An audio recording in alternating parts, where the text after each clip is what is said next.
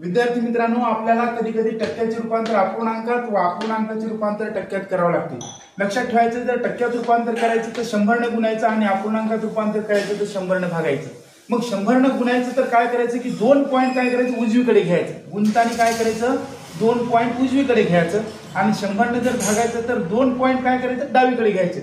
म्हणजे 2 अंक सोडून डावीकडे यायचं आणि इकडे 2 अंक सोडून उजवीकडे जायचं। बघा आता इथं काय करायचं 0.075 चे रूपांतर टक्क्यात करायचे। तर आता आपण गुणायलो म्हणजे काय करायचं 2 पॉईंट उजवीकडे, म्हणजे काय करणार हे इथं जे पॉईंट आहे 1 2 अंक सोडून काय करायचं इथं पॉईंट द्यायचा, म्हणजे काय झालं 7.5। ठीक आहे, म्हणजे काय झालं 7.5%। त्यानंतर आता 80% रूपांतर अपूर्णांकात करायचं आपला। आता 80% म्हणजे कसं लिहायचं आपल्याला भागिले 100 लिहायचं।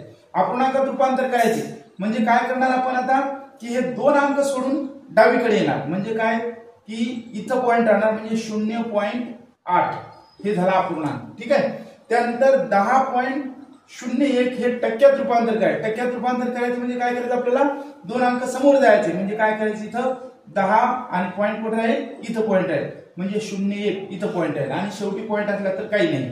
तर हे काय झालं 1001%। 2/5 चे टक्क्यात रूपांतर करा, म्हणजे टक्क्यात रूपांतर करायचं तर काय करायचं आपल्याला गुणायचे, म्हणजे 2/5 गुणिले 100 असे करायचं आहे का नाही।